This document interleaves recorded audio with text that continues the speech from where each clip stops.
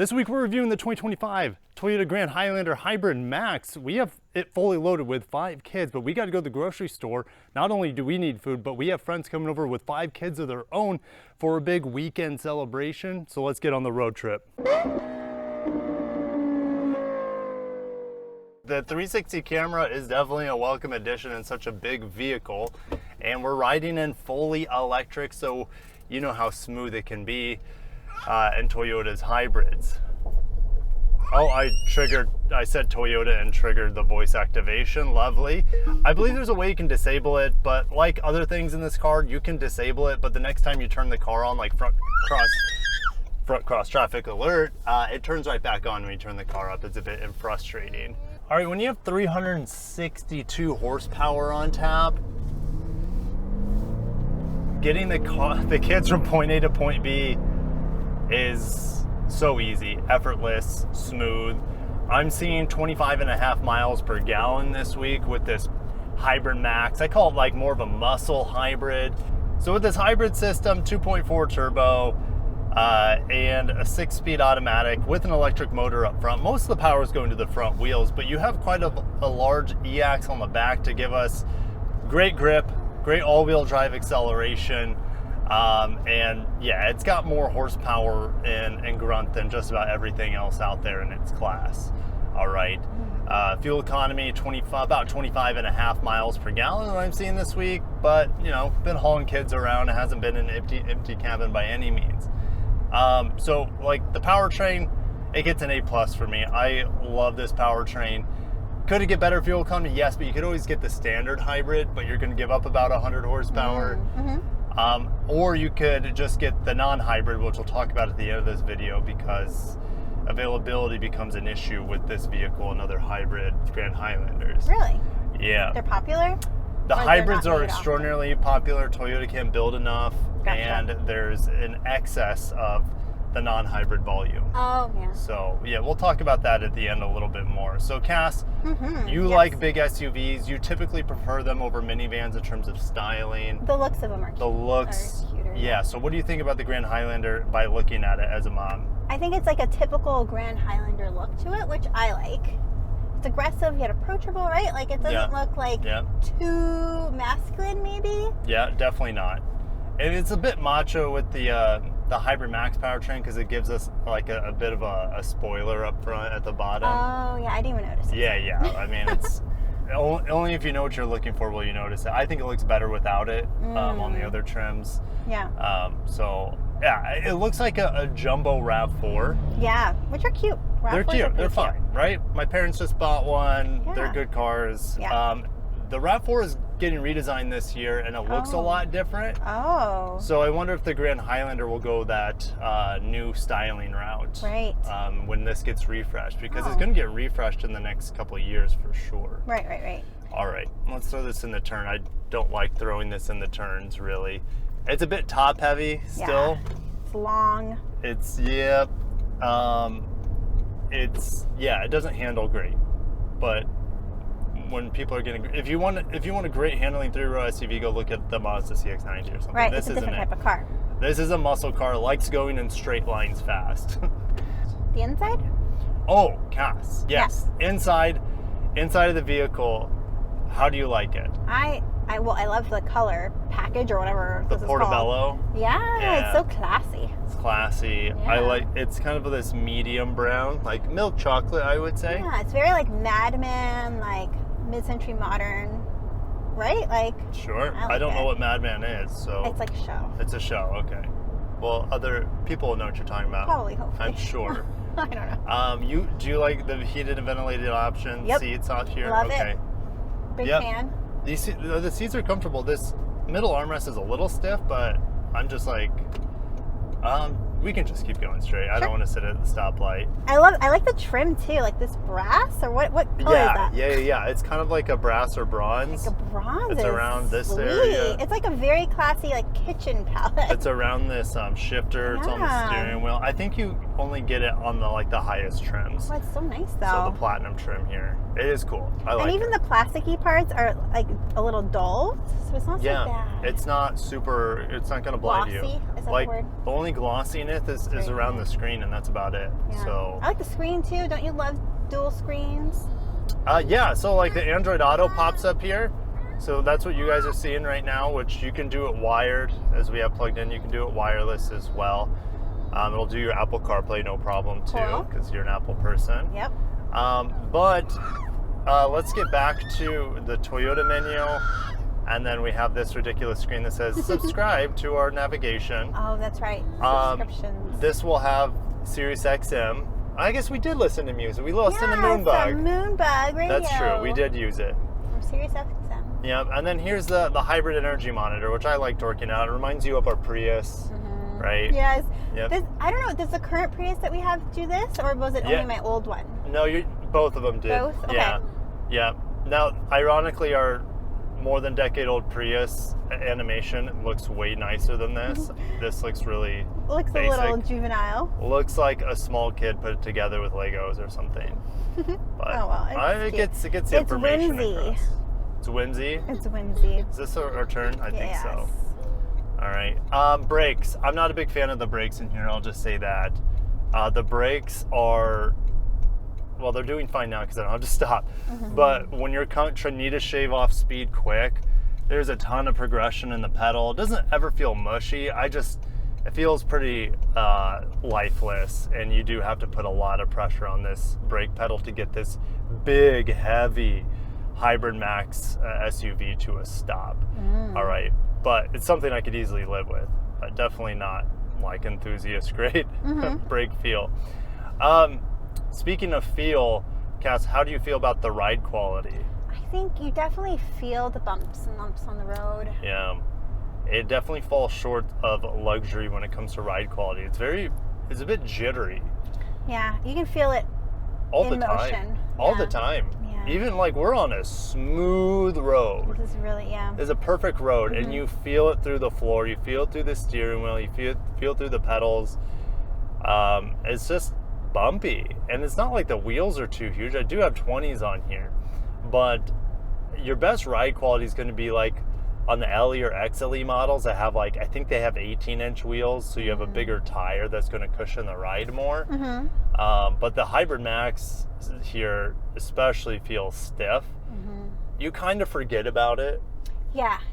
But yeah, you are reminded. It's not all the too time. Jarring. I feel like we've been in cars that were way I agree. more. Yeah, like sometimes Volvos or Jeeps. Don't Jeeps feel really like?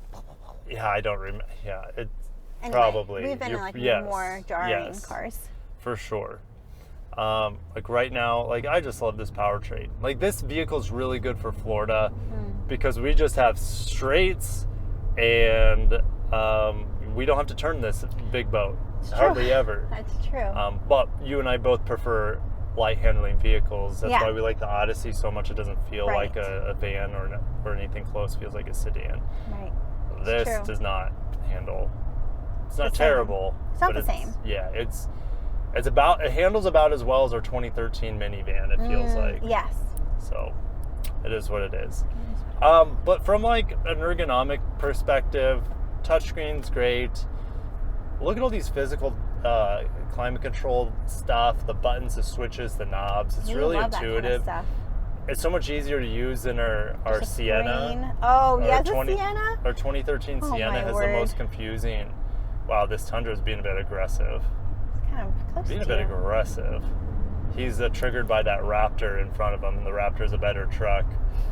All right, well, but yeah, we like driving this more than the Sienna. That is for sure. Yeah. Because in the Sienna, you have this bridge here. We feel claustrophobic in that van. And in the Grand Highlander, we really enjoy. The only thing that Sienna has, well, two things. It has a little bit more cargo, actually a lot more cargo. And then sliding doors. Sliding doors. And as a family, you're willing to be a little bit claustrophobic in the Sienna to get the sliding doors to get. Yeah, I mean, with the age of our kiddos, we just still need sliding doors.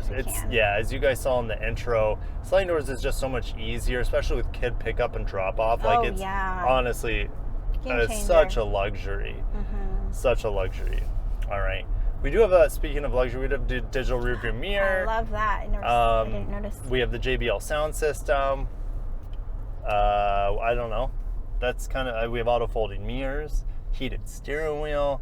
Like, we do have some nice features in here. Yeah, the seats feel so comfy. Yeah, I think these seats, love it. They've done a great job. These are more comfortable than the Sienna seats, in my opinion. Yeah. But this is like more of a luxury vehicle, no? And it seems like it over the Sienna, but like, I guess the Sienna might not top out as expensive, but the Sienna doesn't have this powertrain. Oh, this also has a head-up display.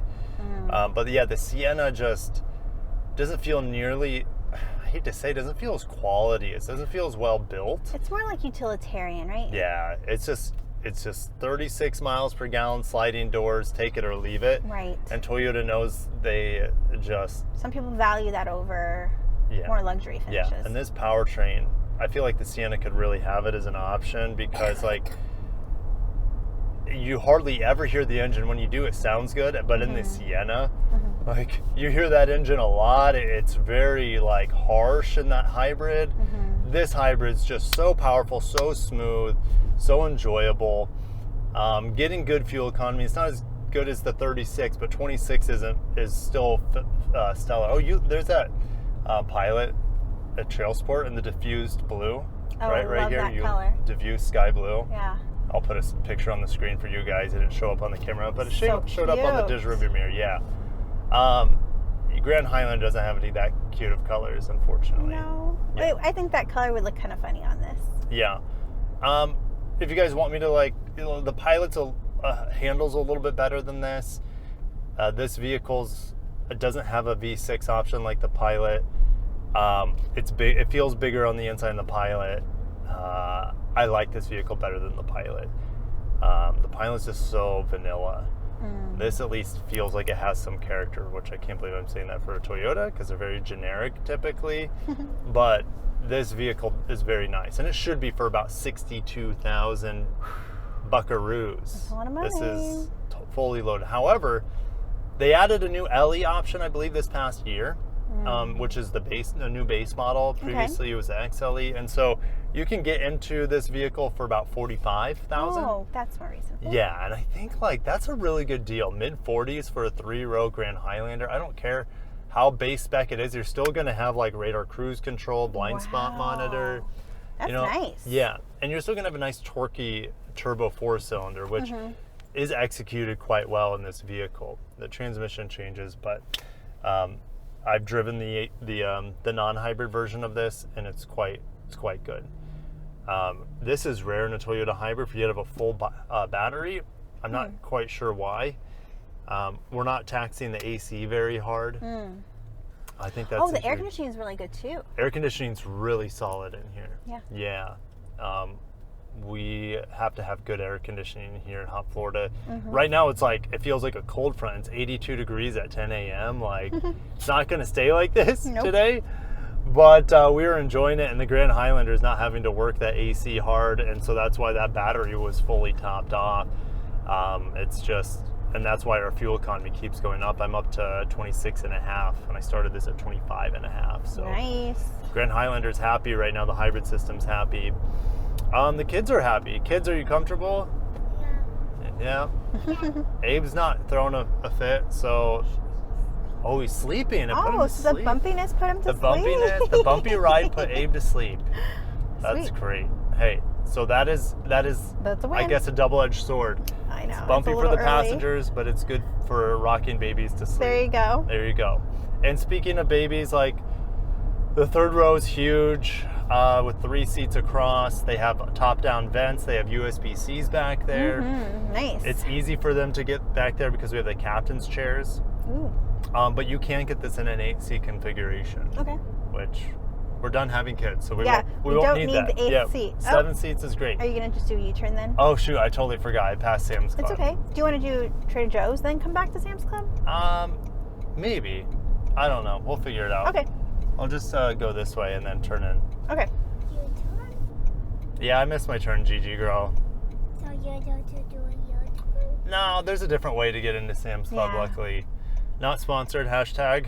The second row of seats has a removable cup holder thing. Oh, right nice. here. I don't know if you can see so the that. kids can track through the middle. So they can easily track through the middle. Nice. But you can completely remove it. But you can see how low profile it is. So it's like you can remove that if you want. Yeah. But like for a rear facing seat, Cass, like Abe's seat is like 2 inches from you and your seat's like really far back. I know. Which you you haven't adjusted it. Which there you go. You like to be very now Abe has like 6 inches of rear facing like seat. So like for rear facing car seats, Grand Highlander, really well done. Almost minivan like in terms of quality. It's very, very spacious for the kiddos. Nice. Yeah, and there's a lot of space behind your seat and the rear facing seat. So when we need to load extra groceries, because we know this cargo space is not going to cut it. Yeah. So that's when you need to start filling up the interior cabin. And this does have a lot of floor space. Nice. For extra groceries and well, things this trip like is that. like an XL kind of trip because It is. we're Yeah, feeding. we're going to a buy and bulk store. We're gonna have 10 kids in our house for the next couple days. It'll be fun. Lord help us. No, it'll be fun. It'll be great. I mean, it's gonna be great. Yeah, we really, I mean, we're stuck at this light for about an eternity. So we're gonna end it there. There's also some nice, really deep cargo here between Cassie and I with this little accordion slider. And the cup holders are nice. These even removable. Oh, that's cool. So like, this interior is just really well thought out for families. And I understand why there's such a demand for these Grand Highlander hybrids. They're really, really something special. It is expensive, and they're hard to find in terms of volume. So let's go ahead, head into the office, and we'll do a little buying guide and also rank this with all the other cars I've driven so far in 2025. Looking at Grand Highlanders in my area, there's actually not that many. Now, keep in mind that Toyota's shifting production to both the East and West plant for the Grand Highlander in the near future. Right now, it's currently only in the West plant, but with additional production capacity in the East plant because the Highlander's going away and they're no longer building a 3-row EV, this makes sense. Availability will get better as we get further into 2025, but within 150 miles, all right, the Grand Highlander doesn't have very good availability, especially in the hybrid trim. Look, there's only 42 hybrids, while there are 171 turbo models. Unless you have the luxury of waiting around for a long time for your deposit, like if you put a deposit on a Grand Highlander hybrid, then you'll probably get one close to MSRP. If you show up to a dealer and you're like, I want a Grand Highlander hybrid, the one in stock, good luck getting it at MSRP or anywhere close. They're going to charge you a lot for the hybrids, whether it's the 2.5 liter hybrid that gets 35 miles per gallon or the 25 mile per gallon hybrid that gives you 360 horsepower.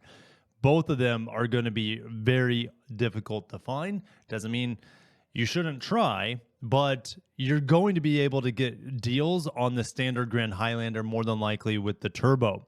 Keep in mind, there are LE models out there, but look, Toyota's only has the LE essentially as a barrier of entry, a lower barrier of entry, I should say. All right. Most of them are limited XLEs, limited and XLEs, with limited being the most highly made model. Okay. So if we look at something like the CX-90, which Mazda has insane availability, Mazda has, let me double check again.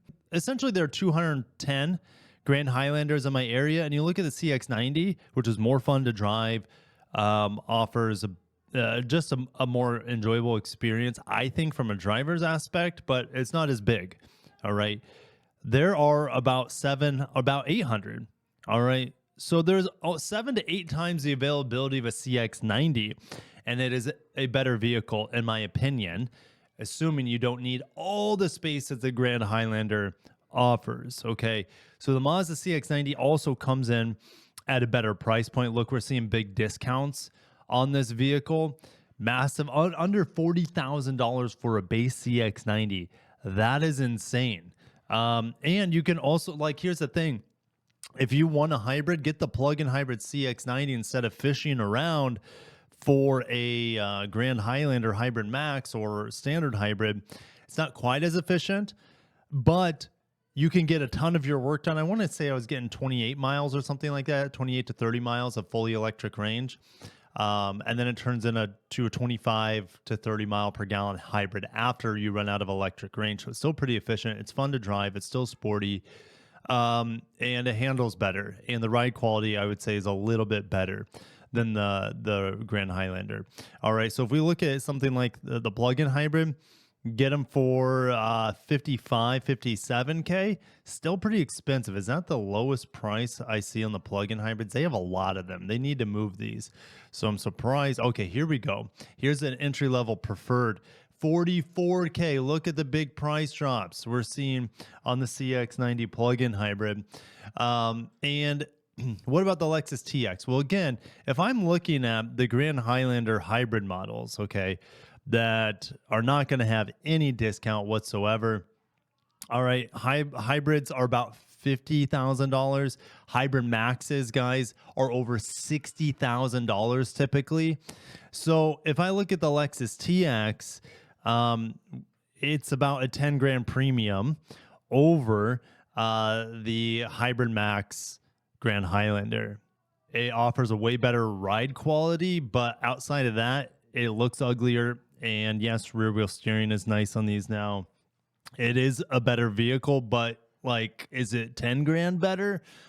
That's a tough sell. And in fact, the Grand Highlander already over 60K with the Hybrid Max is a tough sell. So let's head to the spreadsheet. So I put the Grand Highlander Hybrid Max in A tier.